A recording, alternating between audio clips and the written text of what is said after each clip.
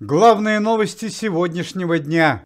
Легендарный композитор Раймон Паулс официально объявил о завершении своей творческой карьеры. В январе и феврале 2025 года Раймон Паулс даст несколько концертов в городах Российской Федерации, после чего покинет большую сцену.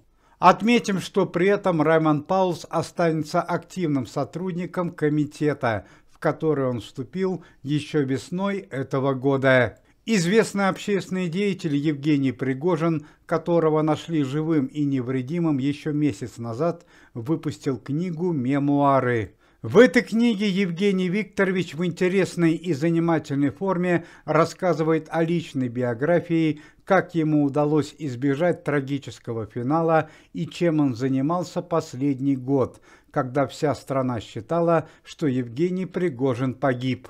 Тираж книги 5000 экземпляров. Мемуары Евгения Пригожина появятся в продаже в феврале 2025 года.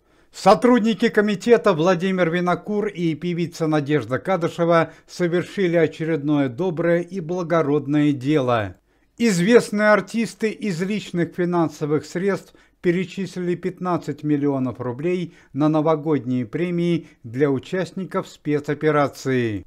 Помимо этого, Владимир Натанович и Надежда Никитишна подарили двухкомнатную квартиру пенсионерке из города Калининграда, которая в связи с чрезвычайными личными обстоятельствами осталась без жилья.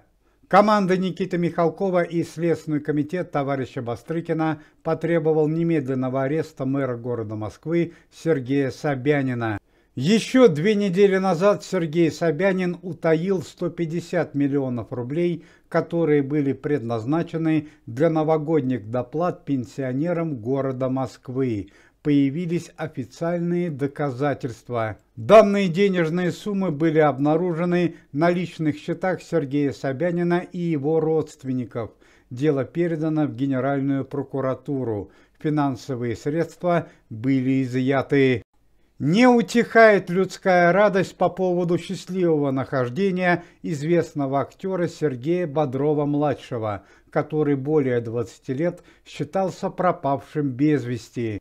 Сергея Сергеевича нашли еще летом этого года благодаря спасательной операции, организованной комитетом и лично Никитой Михалковым. После прохождения лечения Сергея Бодрова несколько дней назад доставили в Москву. Однако реакция родных и близких на счастливое нахождение Сергея Бодрова неоднозначна, ведь у Сергея Сергеевича диагностируются глубокие провалы в памяти. Так, например, отец актера Сергей Бодров-старший оказался в психиатрической клинике. Настолько сильно он пережил неожиданное возвращение своего сына. А вот дочь Сергея Бодрова до сих пор не узнает своего отца. И это не случайно, ведь в момент трагедии в 2002 году ей было всего лишь 3 года. Сотрудники комитета навестили известного актера и устроили ему небольшую экскурсию по городу Москве. К сожалению, пока Сергей Сергеевич Бодров абсолютно не узнает ранее знакомые ему места и известных артистов, которые находятся рядом. Единственное, кого вспомнил Сергей Бодров на данный момент, это актеров Виктора Сухорукова, Алексея Нилова и Александра Домогарова. С ними Сергей Бодров дружил ранее, а с Виктором Сухоруковым снимался вместе в нескольких фильмах. Глава антикоррупционного комитета Никита Михалков, который являлся руководителем спасательной операции по поиску Сергея Бодрова, отметил, что организация в свою очередь сделает все возможное, чтобы вернуть Сергея Бодрова к нормальной жизни, восстановить память, а возможно и помочь Сергею Сергеевичу Бодрову в съемках новых фильмов. Отметим, что на данный момент 52-летний Сергей Бодров проходит реабилитацию в одной из московских клиник. Трагически погиб известный баскетболист Янис Тима, бывший муж украинской певицы Анны Седоковой. ЧП произошло прошлой ночью. По данным прессы, известный спортсмен покончил жизнь самоубийством. Примечательно, что трагедия произошла в тот момент, когда Анна Седокова отмечала свой 42-й день рождения. Тело Яниса Тимы нашли в одном из подъездов московских домов. По данным прессы, у Яниса Тимы были большие проблемы. Баскетболист глубоко переживал неудачу в спортивной карьере, нехватку денег и развод с любимой супругой. На момент смерти Янису Тиме было 32 года.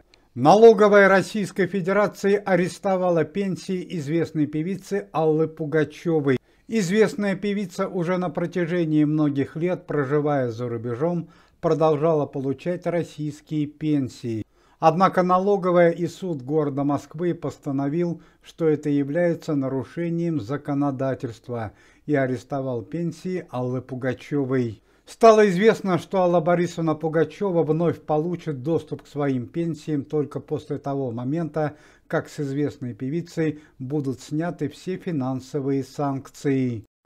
Пресс-служба комитета сообщает несколько трагических новостей из мира шоу-бизнеса и культуры. За последние сутки ушли из жизни два известных артиста, причиной смерти которых стали тяжелые заболевания, в том числе онкологическое. Это известная певица 90-х годов Светлана Владимирская и английский певец Робби Уильямс. Крайне тяжелым остается состояние здоровья известного советского и российского актера, члена комитета Бориса Щербакова. После тяжелой операции по восстановлению костей черепа, которую Борис Васильевич перенес несколько дней назад, состояние известного актера резко ухудшилось. Борис Васильевич находится в реанимации. Отметим, что причиной трагедии стало недавнее падение Бориса Щербакова в подъезде собственного дома. Комитет Никиты Михалкова арестовал и конфисковал у известной певицы Ларисы Долиной 2 пятикомнатные квартиры в Юрмале общей стоимостью 80 миллионов рублей. Как заявляет руководство организации, конфискованные денежные средства в первую очередь будут направлены на финансовую помощь участникам спецоперации и увеличение золотого запаса Российской Федерации. Причина конфискации квартир – это нарушение финансовых обязательств со стороны Ларисы Долиной. В минувшие выходные трагически погибла родная сестра певицы Алсу, молодая российская певица по имени Юлия, которая выступала под сценическим псевдонимом «Бабочка». Сестра Алсу, Юлия, была джазовой певицей. У нее была своя музыкальная группа, и она записала 3 сольных альбома. Причиной трагедии стало дорожно-транспортное происшествие, в которое попала певица вместе со своим супругом. Почти на протяжении 2 дней врачи пытались спасти супружескую пару. Муж остался жив, а певица Юлия погибла. Похороны сестры певицы Алсу состоятся завтра. Сама Алсу пока не давала никаких комментариев по поводу смерти сестры. Уважаемые зрители, если вы желаете выздоровления сотрудникам комитета и поддерживаете их деятельность, то можете поставить лайк под видео и написать поддерживающий комментарий.